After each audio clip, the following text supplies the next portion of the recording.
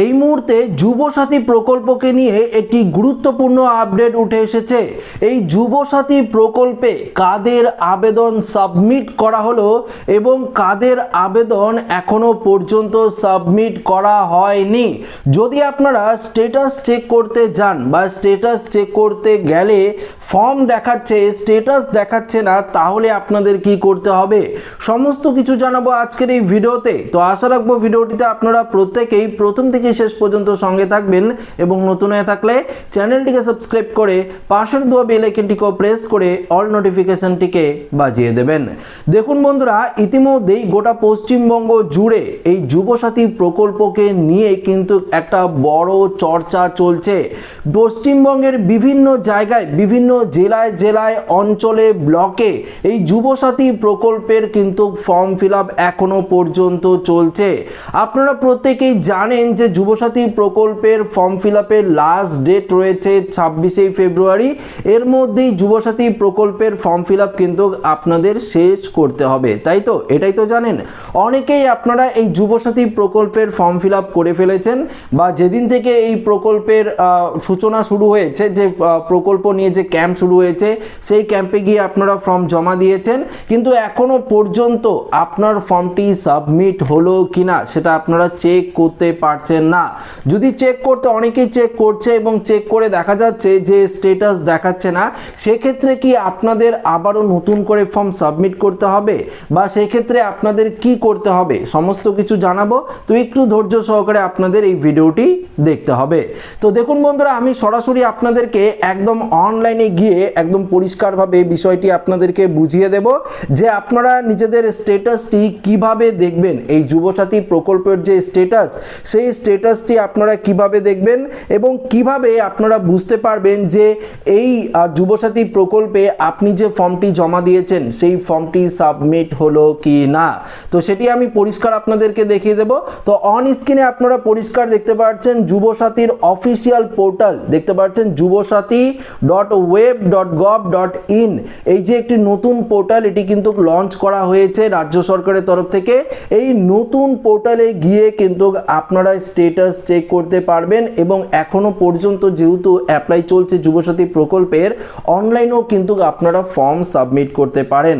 তবে আমি বলবো আপনাদেরকে, দুয়ারে সরকার ক্যাম্প চলছে, দুয়ারে সরকার ক্যাম্পে গিয়েই এটি আবেদন করলে সব থেকে বেশি ভালো হবে।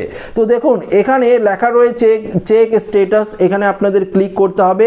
চেক স্ট্যাটাসে ক্লিক করার পর আপনার সামনে একটি নতুন অপশন কিন্তু ওপেন হয়ে যাবে। সেই অপশনে আপনার ফোন নাম্বারটি কিন্তু দিয়ে, তারপর এখানে ক্যাপচার কোডের মতন থাকবে, সেটি দিয়ে আপনাদের এখানে যদি আপনারা সাবমিট করেন তাহলে দেখতে পারবেন আপনার সেই রেজিস্টার্ড মোবাইল নাম্বারে, অর্থাৎ আপনি যে নাম্বারটি দেবেন, অর্থাৎ আপনি যে ফর্ম ফিল আপ করেছেন দুয়ারে সরকার ক্যাম্পে গিয়ে, সেখানে তো আপনি অবশ্যই আপনার মোবাইল নাম্বারটি দিয়েছেন ব্যাংকের সাথে লিঙ্ক করা।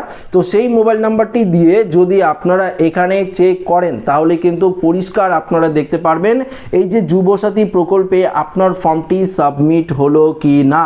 যদি দেখাচ্ছে যে অ্যাপ্লিকেশন সাবমিটেড, তাহলে তো হয়ে গেল। সেক্ষেত্রে আমি আপনাদেরকে বলছি, দুয়ারে সরকারে যারা ফর্ম জমা দিয়েছেন তাদের ফর্ম কিন্তু সাবমিট এখনো পর্যন্ত করা হয়নি, কেননা আপনারা যে ফর্মটি জমা দিয়েছেন আপনার সেই অঞ্চল অফিস থেকে শুরু করে ব্লক অফিস, যেই ক্যাম্পেই আপনারা আপনাদের যুবসাথী প্রকল্পের ফর্মটি জমা দিয়েছেন, তারা কিন্তু আপনার ফর্মটিকে এখনো পর্যন্ত ডেটা এন্ট্রি করেনি। হয়তো 26 তারিখের পরই আপনার ফর্মটি তারা ডেটা এন্ট্রি করবে।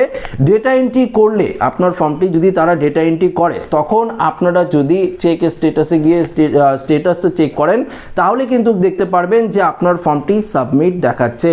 কিন্তু এখনো পর্যন্ত যেহেতু সেগুলো ডেটা এন্ট্রি করা হয়নি, তাই সাবমিট দেখাচ্ছে না। কিন্তু যারা অনলাইনে ফর্ম ফিল আপ করেছেন, এই যুবসাথী পোর্টালে গিয়ে যারা অনলাইনে ফর্ম ফিল আপ করেছেন তাদের ফর্ম কিন্তু সাবমিট দেখাচ্ছে।